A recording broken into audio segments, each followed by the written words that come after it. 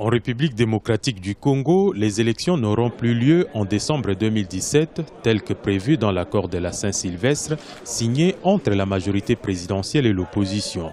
Les déclarations du président de la CENI, Corneille Nangaa, faites devant le Conseil des droits de l'homme à Genève en Suisse et à la tribune de la francophonie à Paris la semaine dernière, confirment l'incapacité de la CENI de convoquer les scrutins dans les délais prévus. Si cette position est soutenue par la majorité présidentielle, chez l'opposition, elle provoque des vives réactions.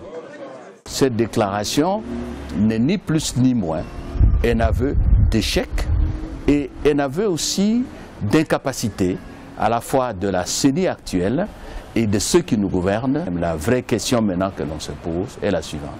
Au regard de tout ce que nous vivons, on peut espérer dans ce pays avoir les élections avec cette CENI et avec le même pays dirigé par Joseph Kabila et ses alliés. Le gouvernement, principal pourvoyeur du budget pour les élections, a pris acte de la déclaration du président de la CENI.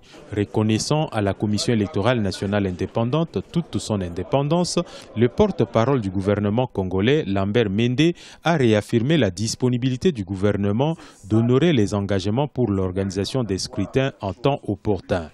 En ce qui concerne le gouvernement de la République démocratique du Congo, il tient à réaffirmer devant vous sa détermination à faire sa part pour mettre la Commission électorale nationale indépendante en capacité d'assumer ses responsabilités dans les meilleurs délais au mieux des intérêts du peuple congolais.